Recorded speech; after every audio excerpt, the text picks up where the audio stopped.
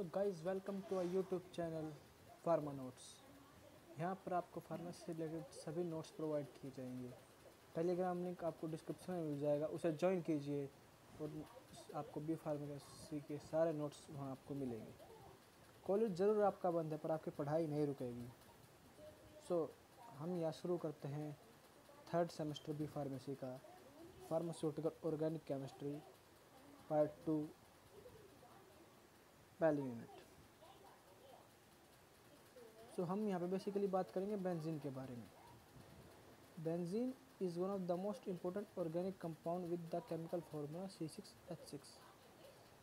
Benzene is the parent compound of various aromatic compounds. इसमें हम ये कहते हैं कि बेंजीन जो है एक बहुत ज़रूरी ऑर्गेनिक कंपाउंड होता है। इसका केमिकल फार्मूला होता है C6H6, मतलब इसमें 6 तो कार्बन के एटम होते हैं और 6 ही हाइड्रोजन के एटम होते हैं। Benzene is the parent compound of various aromatic compound. Benzene जो है एक मेन कंपाउंड है जिसके द्वारा हम बहुत सारे एरोमेटिक कंपाउंड भी बनाते हैं। तो हम आगे इसमें बात करते हैं स्ट्रक्चर ऑफ बेंजीन के बारे में। There is a class of hydrocarbon that is characterised by a high degree of unsaturation and unusual stability. तो एक हाइड्रोकार्बन की क्लास होती है, ग्रुप होता है, जिसको हम कैसे पहचानते हैं, उसकी क्या कैरेक्टरिस्टिक होती है कि उसमें हाई डिग्री ऑफ अनसैचुरेशन होता है। मतलब अनसैचुरेशन क्या होता है, उसमें डबल और ट्रिपल बॉन्ड बहुत ही हाई डिग्री के होते हैं, मतलब बहुत ज़्यादा होते हैं। बेंजीन में देखा जाए तो 1 डबल बॉन्ड 1 ट्रिपल बॉन्ड करते हैं, इसके बारे में हम आगे डिस्कस करेंगे। एंड अनयूजुअल स्टेबिलिटी, इसके अंदर अनयूजुअल स्टेबिलिटी देखी जा सकती है। The most important and common member of this class is benzene. Hydrocarbon जो ग्रुप है उसकी एक बहुत इंपॉर्टेंट क्लास है जिसको हम बेंजीन के नाम से जानते हैं, इसके बारे में हम डिस्कस कर रहे हैं। C6H6 बेंजीन को हम इन किसी भी तरीके से रिप्रेजेंट कर सकते हैं, जैसे हमने आपको शो कर रखा है, जैसे कि अभी आपको शो करते हैं, जैसे कि ये रहा। इसके अंदर हमने क्या किया है, डायरेक्ट शो कर रखा है C डबल बॉन्ड C, फिर उसके बाद एक सिंगल बॉन्ड C, फिर डबल बॉन्ड C, फिर सिंगल बॉन्ड C, फिर डबल बॉन्ड C, फिर सिंगल बॉन्ड C। इसके हमने साइड में H ग्रुप अटैच कर रखे हैं। अब सेम है, अगर उसको आप इस तरीके से लिख दोगे तो भी ये गलत नहीं होगा। ये आप इनमें से किसी भी तरीके को यूज़ कर सकते हैं, ये सारे तरीके बेंजीन के ही हैं, ये सारे स्ट्रक्चर। बात करते हैं इसके ऑर्बिटल स्ट्रक्चर की, बेंजीन की। According to orbital structure, each carbon atom in benzene assumes sp2 hybrid state. अगर इसके ऑर्बिटल स्ट्रक्चर की बात करें तो बेंजीन का जो कार्बन एटम है वो sp2 हाइब्रिडाइज होता है, हर एक कार्बन एटम, मतलब उसका एक s एटम और 2 p जो ऑर्बिटल होते हैं वे फिल होते हैं। Each carbon has 3 sp2 orbital lying in one plane and oriented at angle at 120 degree. जो कार्बन एटम होता है वो 3 sp2 हाइब्रिडाइज्ड ऑर्बिटल बनाता है, जो कि एक ही प्लेन में होते हैं और उनके बीच में एंगल होता है 120 डिग्री का। हम कह सकते हैं कि there is one unhybridised p orbital having 2 lobes lying perpendicular to plane of hybrid orbital। इसके अंदर sp2 हाइब्रिडाइज के 3 हो गए पेयर, और एक होता है जो बच गया, एक पेयर बच गया अनहाइब्रिडाइज्ड p ऑर्बिटल का, जिसके 2 लोब होते हैं जो कि परपेंडिकुलर होता है प्लेन ऑफ हाइब्रिड ऑर्बिटल के। ये आप हम दिखाएंगे इस चीज़ को। ईच कार्बन हैज़ अ 4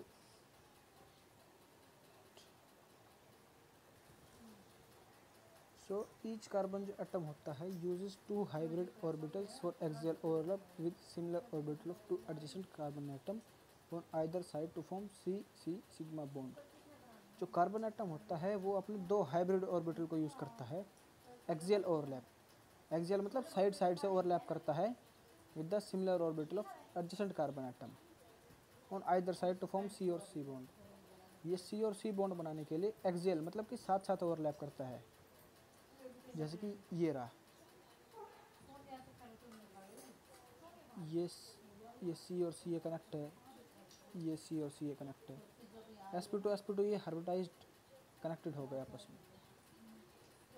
अब ये देखते हैं, The remaining one sp2 hybridized orbital on each carbon atom overlaps axially with one s orbital of hydrogen atom to form CH sigma bond।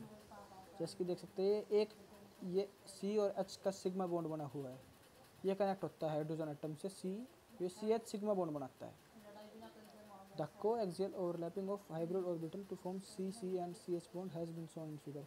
तो हमने आपको ये फिगर में शो कर रखा है कि हाँ ये कैसे C और C बॉन्ड बनेगा, sp2 ये दो अटैच होंगे, यहाँ पे सिग्मा बॉन्ड बनेगा और यहाँ पे ये पाई बॉन्ड बन रहा है। तो ये सिग्मा पाई सिग्मा एस होता है ना ये। तो आगे चलते हैं। As is clear the framework of carbon and hydrogen atom is coplanar with HCC और CCC बॉन्ड इज 120 डिग्री। तो अब देखा जाए तो ये 120 डिग्री है। आप देख सकते हैं कि इनके अंदर एंगल जो है ये 120 डिग्री बन रहा है, आप देख सकते हैं।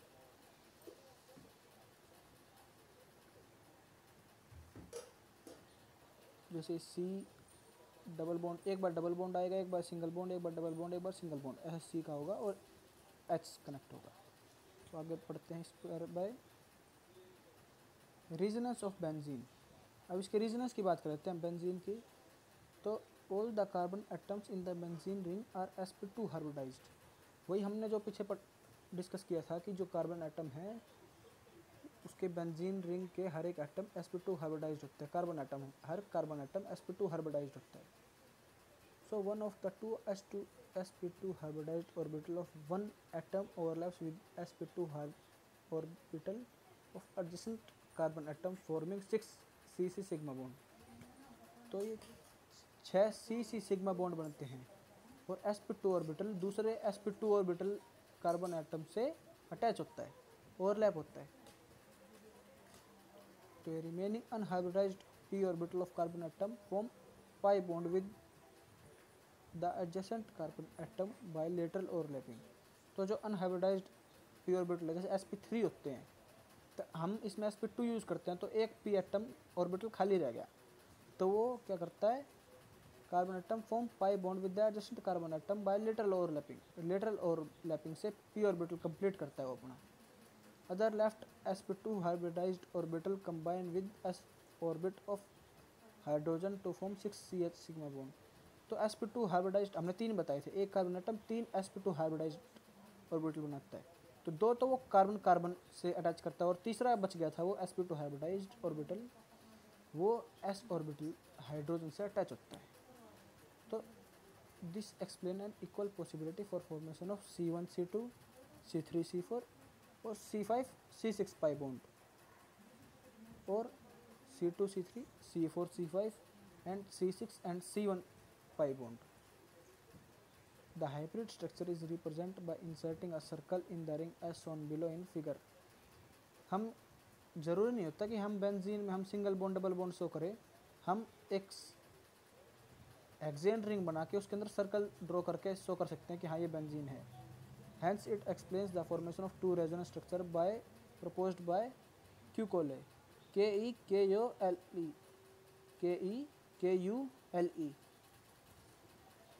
सो यहाँ पे ये आप किसी भी वैसे बेंजीन बना सकते हैं। ये भी करेक्ट है, ये भी करेक्ट है और ये भी करेक्ट है। इसमें बेसिकली डिफरेंस क्या किया हमने, यहाँ डबल बॉन्ड की जगह सिंगल बॉन्ड लगा दिया, सिंगल बॉन्ड की जगह डबल बॉन्ड बना दिया, और यहाँ पर हमने हेक्सेन बनाकर साइक्लो हेक्सेन बनाकर उसमें सर्कल ड्रॉ कर दिया।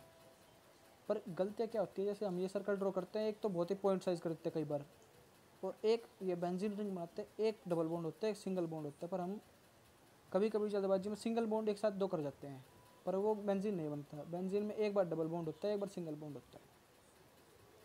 सो आगे चलते हैं। Uses of benzene. Benzene is used in various industrial process such as in manufacture of lubricants, plastics, rubber, dyes, synthetic fibre etcetera. तो बेंजीन जो है वो इंडस्ट्रियल प्रोसेस में कई बार काम आता है, जैसे कि मैन्युफैक्चरिंग में किस चीज़ की, lubricants, plastic, rubber, dyes, synthetic fibre की। और क्या क्या यूजेस होते हैं, benzene is used in preparation of phenol. ये फिनोल की प्रिपरेशन में भी काम आता है benzene. It is also used to prepare aniline used in dyes. Dyes के अंदर जो एनिलीन होता है उसको प्रिपेयर करने के लिए भी हमें बेंजीन की ज़रूरत पड़ती है। It is used for manufacturing of nylon fibre. Nylon fibre बनाने के लिए भी हमें बेंजीन की ज़रूरत पड़ती है। The main use of benzene is that it is used in the manufacture of other chemicals such as ethyl benzene, cyclohexane, cumene, nitrobenzene, alkyl benzene etcetera. तो इन सब की मैन्युफैक्चरिंग के लिए भी हमको बेंजीन की ज़रूरत पड़ती है। सो अब बात करते हैं डेरिवेटिव ऑफ बेंजीन। मतलब बेंजीन तो हमने बना दिया है C6H6, पर क्या होता है कई बार H एटम निकल जाता है, एक हाइड्रोजन एटम निकल जाता है और उसकी जगह पर और एटम आ जाते हैं, तो उससे उसका नाम और स्ट्रक्चर चेंज हो जाता है। जैसे अभी ये है मोनोसब्स्टिट्यूटेड बेंजीन।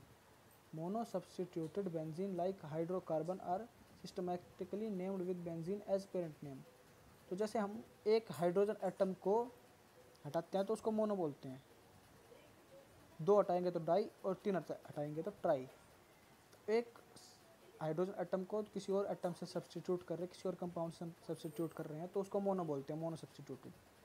तो हमने इसमें क्या किया, ये देखिए C6H6Br।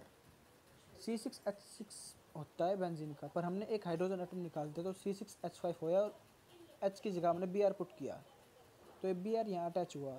तो हम इसमें क्या करते हैं, बेंजीन जो है पेरेंट नेम तो रहेगा, जो पेरेंट नेम है बेंजीन वो तो उसके साथ रहेगा, पर ब्रोमो लग जाएगा आगे, ब्रोमो लगाए तो ब्रोमो बेंजीन।